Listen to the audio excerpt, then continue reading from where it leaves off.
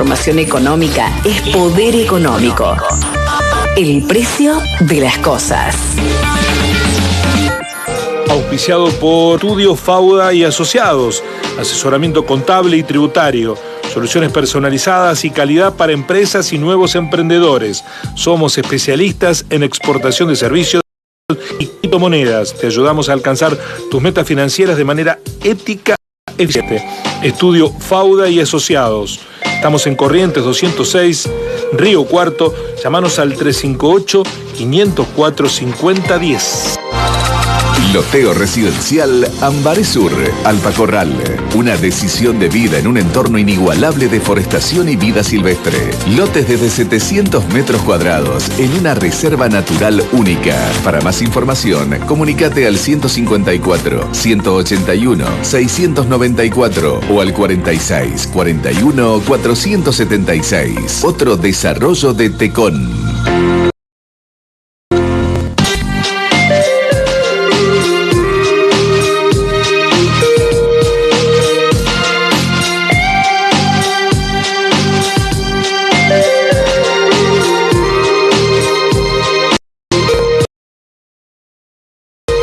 En el cierre de la semana, con los números en la mano, llega Javier. Buen día, Guillermo. Buen día para la audiencia. Todo en orden, viendo las modificaciones de último momento. Bueno, en realidad fueron el día de ayer. El Senado hizo ley el proyecto que tenía media sanción en diputados de la eliminación de la cuarta categoría del impuesto a las ganancias. Como sabemos, a partir de esta ley solamente pagarán ganancias los CEOs, los directores de las empresas y aquellos que tengan un ingreso superior a las 2.340.000 pesos a partir del mes de diciembre, con la actualización del mínimo no imponible. Es decir, 15 salarios mínimos se necesitan. Quedamos ahí, ¿no, Javier? Sí, estamos ahí al borde. Estamos al borde, de un lado o del otro caemos.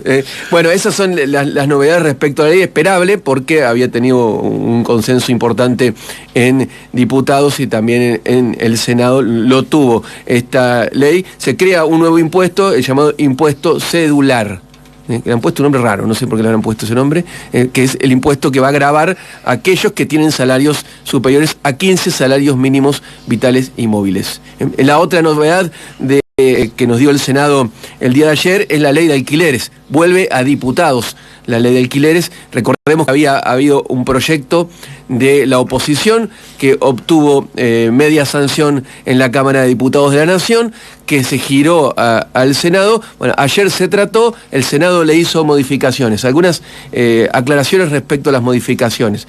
El Senado, en diputados, el proyecto original había sido aprobado esta media sanción con un plazo de 2 años para los contratos. El Senado lo volvió a 3, que es el plazo actual de la ley. En el caso del mecanismo de actualización de los contratos, el Senado estableció un nuevo índice para la actualización, que leo textual como dice el proyecto que vuelve a diputados. Se va a actualizar por la menor variación que surja de comparar el promedio del 0,9 del coeficiente de variación salarial y la variación del coeficiente de estabilización de referencia publicado por el Banco Central de la República Argentina. Sí, va a haber que ser matemático para saber bien cómo aplicar en el caso de que prospere este proyecto en diputados.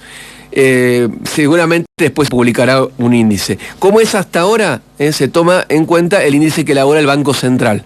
El proyecto que se giró de diputados establecía que esto era libre y que se podía tomar el índice de precios al consumidor o el índice de precios mayoristas o el índice de salarios, todos índices elaborados por el INDEC. Y respecto a los plazos de actualización, que esto también es muy importante, cada cuánto se establece la actualización de los contratos, el Senado dejó previsto que la actualización tenga un mínimo de 6 meses, es decir, no puede ser inferior a los 6 meses el plazo de actualización. En diputados, el proyecto que ahora vamos a ver que nuevamente discutir, establecía que la actualización tenía que ser mínimo de 3 meses. En sí se amplía el horizonte de actualización en el Senado, y la ley que está vigente establece que la actualización es de 1 año. Es decir, lo del Senado es un término medio entre lo que se aprobó en diputados y lo que está vigente.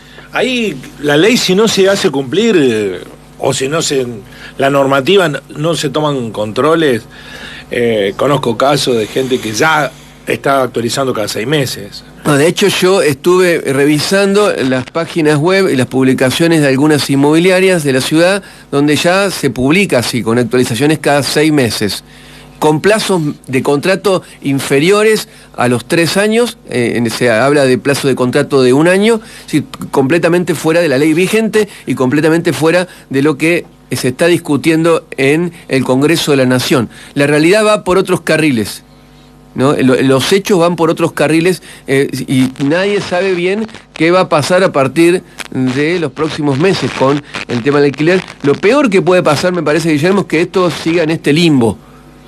Es lo peor que puede pasar, porque ahí aparecen todas estas que quedan al margen de la ley y al margen de lo que se discute. El Estado tiene que controlar que se compra. A mí no me parecía mala la ley anterior. No, la ley fijaba un marco. A ver, me parecía el problema es la inflación, siempre volvemos al mismo. La ley no es una ley mala, claro, el problema es la altísima inflación. Y la desigualdad. Y bueno, justamente. Y que los que tienen que alquilar no tienen recursos.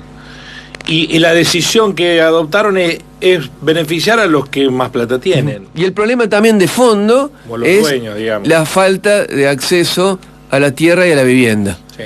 O sea que se pretende resolver problemas habitacionales a partir de una ley de alquileres, o se espera que eso ocurra, y eso no va a pasar porque cada vez hay más presión sobre el mercado inmobiliario, producto de que hay más gente que necesita alquilar y que no tiene acceso a la vivienda propia, y todo esto volvemos. El problema de fondo sigue siendo la inflación, sí, la falta de crédito hipotecario que ocasiona la altísima inflación, la incertidumbre, la falta de acceso a la tierra y los salarios que van muy por debajo de la inflación, la mayoría de los salarios. Bueno, todo está pendiente del poder político que tenga el que venga, ¿no? Sí, está todo en stand-by. Exacto. No, está todo en stand-by. A mí me llama la falta de... ¿no te parece raro la campaña, cómo no se está haciendo campaña? Bueno, yo lo marqué ayer a la mañana. Sí, bueno, de hecho hoy también, o sea, no hay... En nuestro espacio geográfico, no digo en otros lugares, ni el oficialismo, con sus dirigentes, militantes, digo, Unión por la Patria, tiene dirigentes aquí. Tiene dirigentes en ANSES, en PAMI, tiene dirigentes del gobierno nacional, nada. El schiarettismo, poco y nada, salvo el uso masivo de las redes sociales, la compra de espacios. Voy a abrir cualquier video de YouTube y ahí está Schiaretti y los suyos. Pero eso no es militancia. Uh-huh.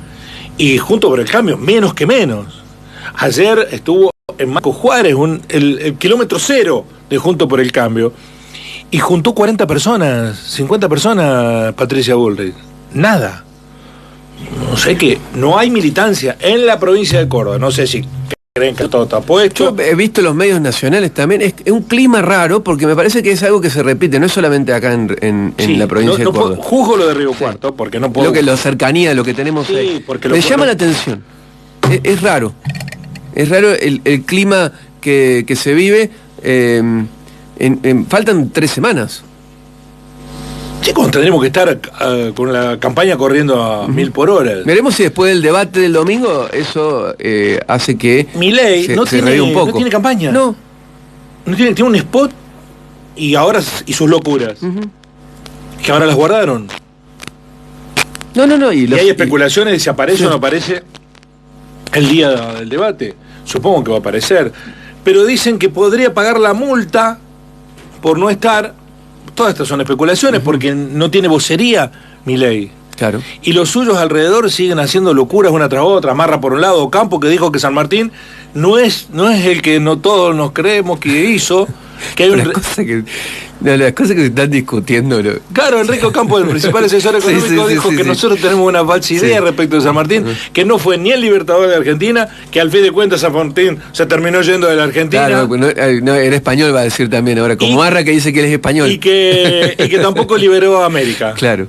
O sea que no solo que para Ocampo, el principal economista de Milei, no solo que estamos engañados los argentinos, sino también los chilenos, los peruanos, los bolivianos, Bolívar, los colombianos Y los venezolanos, que fue allá y hizo el abrazo de Guayaquil, ¿no? Claro.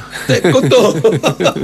Es un revisionismo histórico, ¿no? Qué gente chapa, ¿no? No, la verdad que sí. Bueno, Chapa parece que se vuelve el mercado de cambio también en la semana. Bueno, ayer arañó los 800 pesos el dólar blue. Hay que decir, o sea, está a los valores del lunes posterior a las PASO, ¿no? Los vaivenes del serrucho que tiene la cotización, pero siempre un serrucho que está con la punta hacia arriba, es decir, que va escalando. El contado con liquidación superó los 800 pesos, 819 ayer. Veremos cómo cierra hoy el mercado en la semana, pero ayer en la City porteña. La actualización del salario mínimo, les decía, arranca con 132.000 pesos ahora en octubre, hasta los 156.000 pesos en diciembre de este año. La actualización es del 32%, bueno, no alcanza. Además está a decirlo, es importante el salario mínimo. Mucha gente dice, ¿a quién le importa el salario mínimo? A muchas familias, que es el ingreso Recién que tienen. escuchábamos un oyente de una mujer que se vio decepcionada con una oferta de los taxistas, que le prometieron 10% de descuento, y cuando llega un domingo, claro, no va a después de lunes a viernes. Y entre las 3 y 3 y 5 de la mañana. Pero no, ese es un chiste de mi parte. Estoy leyendo que se está discutiendo la llegada de Uber, porque ella dijo que venga Uber. Que venga Uber, sí. En Nueva York, las plataformas Uber, DoorDash y Grubhub deberán pagar un salario mínimo de $18 a quienes contraten. O sea, que ya le están poniendo en Nueva York, que es la cumbre de las ideas liberales. La capital le están diciendo Uber, del capitalismo. basta. Claro. Bueno, Uber, se lo dijeron también a la plataforma para alquiler de viviendas temporarias. Airbnb. Uh-huh. Bueno, $18, $20 son 2 por 7, 14. Sí. 140.000 pesos. Uh-huh. Mínimo, después de lo que recauden, pero si le tenés que pagar, Uber le tiene que pagar a los Pero taxistas. eso como va contramano la dirigencia política en Argentina, ¿no? Las ideas políticas en Argentina como van a contramano. Yo no sé qué lectura hacen del mundo en el que vivimos y en qué mundo quieren meter la Argentina, porque después de la pandemia, lejos se está del consenso de Washington, con más razón, ¿no? De las ideas de que el Estado no debe existir y debe ser la mínima expresión, y que las ideas liberales es lo que deben prevalecer. Lejos está de eso el funcionamiento del mundo, y lo vemos con lo que ocurre en los Estados Unidos, con Biden, de hecho, apoyando una movilización. Uh-huh. ¿Lo viste esta semana? Una cosa... Presidente de los Estados Unidos, un piquete. Un piquete. El primer piquetero Biden. ¿Usted le cree al nuevo índice de la Secretaría de Economía, de Política Económica? ¿El índice de inflación semanal? Sí. Bueno, puede sumar ahí que tengo mi celular. Se publica los viernes, lo han publicado recién. Acaban de publicar. Sí. El título es Relevamiento Semanal de Precios, continúa la desaceleración. Después de las PAS y la devaluación, que marcamos el 12, para septiembre. Primera semana, 2,5, sumemos. Sí. Segunda semana, 2,1. Tercera semana, 2%. Cuarta semana, 1,7. 1.07. No, sí, 1.7. No, 0,7. 1.7, 1,70. ¿Cuánto dio la suma? 8.3. Bueno, te hago una corrección metodológica. No se suma, ¿no? Sino que es incremental. Bueno, ¿y qué? ¿No? Da más. Da arriba de 10. Da arriba de 10. Si no es una suma directa la inflación, es decir, es acumulativa. Claro, o sea, al 2 hay que sumarle. Hay que multiplicarlo por el otro semana. Claro. O sea que va a estar por encima de los 2 dígitos, sí, la de septiembre. Sí. Por más que se esté desacelerando. Sí. Pero, por ejemplo. Pero a ver, la desaceleración es minúscula, ¿eh? Es decir, pasaste de tener 2 semanal a 1.7. 2.5 a 1.7, sí. O sea, eso lo está marcando. Vamos a tener 4.8. Claro, bueno, pero esa 3.8. fue la semana de devaluación, post-devaluación, donde el traslado a precio, la devaluación ya, la ganancia de competitividad que se buscó con la devaluación ya no existe más. En 40 días menos. No existe más. Sí, eso habla del traslado a precio, de el feroz traslado a precio. Y eso habla de cómo va a impactar también en los índices de pobreza. Tenemos índices, los datos de pobreza del primer semestre, que los deben haber abordado seguramente. Sí. Más de 40%, 4 de cada 10 argentinos son pobres, una suba interanual de 3.6%. 19 millones de argentinos se encuentran en esta situación de no alcanzar la canasta básica, 6 de cada 10 menores. Este dato de los menores... ¿Con cuánta pobreza se fue Macri? Con una pobreza similar. 40,9. Similar, sí, similar. ¿Con cuánta pobreza se fue de la Rúa? De la Rúa con 30 y... No, bueno, más, 50. 62. Sí, sí. 62. No, digo, el promedio del año 90 era 30 y pico. 38. Sí. Menem terminó con 38,8. Sí. Sí. Después bajó mucho. Bajó con Kirchner hasta el 26. Hasta el 26. 26, sí. 27. Pero lo que estamos en un nuevo piso de la pobreza. Siempre fue obsceno. Siempre fue obsceno. Casi un 30, sí. Uno de cada 3. Estamos en un nuevo piso de la pobreza, con una característica que la hemos abordado, que es el trabajador pobre. Sí. ¿Por qué? Porque el excluido, en las décadas pasadas, era aquel que no tenía trabajo o que trabajaba como, haciendo changas, cuentapropista. ¿Bien? Ese era el excluido. Hoy tenemos el trabajador pobre e incluso registrado. Eso es todo un nuevo fenómeno de hacia dónde nos está llevando este capitalismo criollo que tenemos.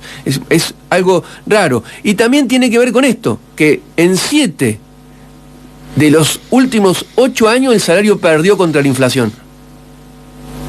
7 de los últimos 8 años el salario pierde, el salario real cae. Y eso impacta en la pobreza y nos deja un nuevo piso de pobreza, que es el 35%. Es decir, esperable que suba con caída del salario. Y esto se da al mismo tiempo en que ha habido, en este primer semestre de este año, un aumento en la actividad económica.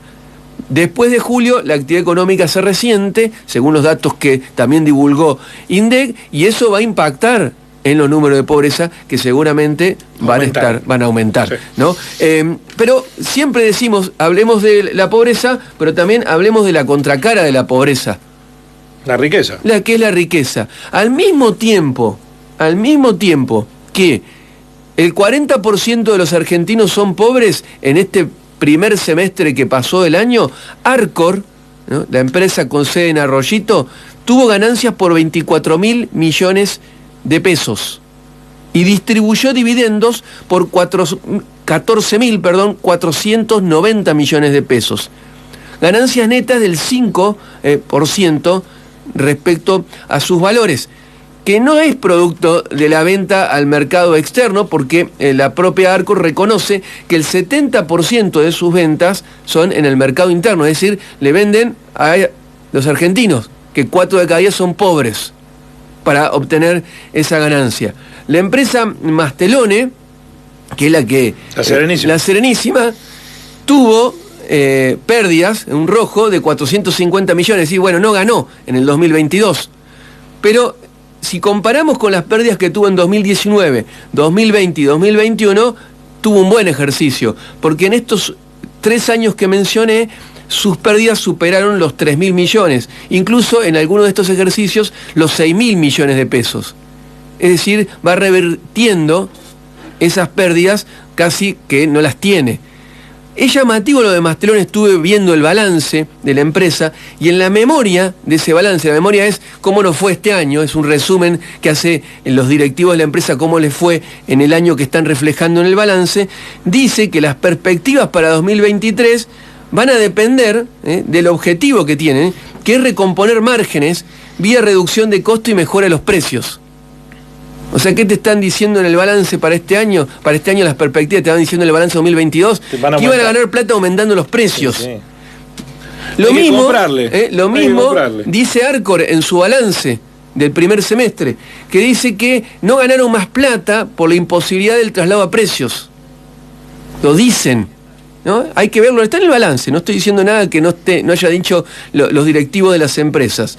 La empresa Ledesma, que fabrica el azúcar que se consume masivamente, tuvo ganancias en el primer trimestre, mostró los números, de 13.000 millones de pesos. Molinos Río de la Plata también tuvo ganancias que superaron los 5.000 millones, después de ejercicios muy malos que tenía antes de la pandemia. Las ganancias las tiene durante la pandemia, 2020, 2021 y el año pasado. Nadie habla de eso, ¿no? Todo al mismo tiempo, no se habla, todo al mismo tiempo en el que aumentan los números de pobres. Y me puedo ir a algo que no tiene que ver con las empresas, pero que está marcando los problemas del mercado en la Argentina. No, y además al mismo tiempo, perdóname Javier, con las empresas quejándose por la situación. Claro. No, quejándose. Yo vi las memorias de los balances, se quejan en las memorias de los balances y dicen cuál es la estrategia. Y la estrategia siempre es aumentar precios.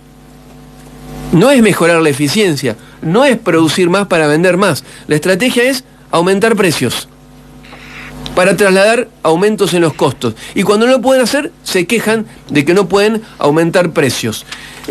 Lo que ocurre en las verdulerías, acá no están las empresas, lo que ocurre en las verdulerías. El índice varial de precio del ISEPSI reflejó que en Córdoba, con datos a agosto, en el mismo momento en el que aumentan los pobres en la Argentina, el precio de la mayoría de los productos de la verdulería aumentaron un 222% en un año. Y que una familia necesitó en agosto 28.000 pesos para acceder a una canasta de frutas y verduras.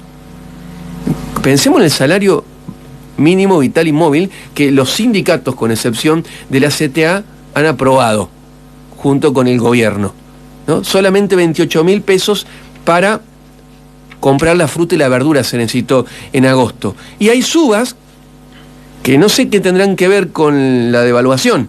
La mandarina, 23% subió en el mes de agosto. Está dolarizada, la mandarina no es más naranja, es verde. La misma devaluación, la devaluación fue el 22, bueno, la mandarina subió el 23 en agosto. Bueno, el tomate 30, la banana 33. No los quiero abrumar con esto. Lo que muestra, a todas claras, la disputa distributiva que vive esta Argentina del 40% pobres y a algunos que les va muy bien, que son los que tienen el sapo en la barriga. ¿Te acordás como decíamos cuando éramos chicos? El que come y no convida. Sí, tiene un sapo en la barriga. Bueno, son poquitos, poquitos. Son 8 empresas que tienen el 80% de la distribución en las grandes superficies de supermercados y 20 empresas que les va muy bien. Está bueno que les vaya bien, hay que celebrarlo, pero no te puede ir bien cuando a todos, la mayoría les va mal. Eso no es sustentable y no está bueno. Eso de tener el sapo en la barriga. Esas 20 empresas que tienen el 74% de la facturación en góndola de los supermercados. A ver si convidan. Gracias, Javier. Buen fin de semana. Buen programa mañana. Abrazo, gracias.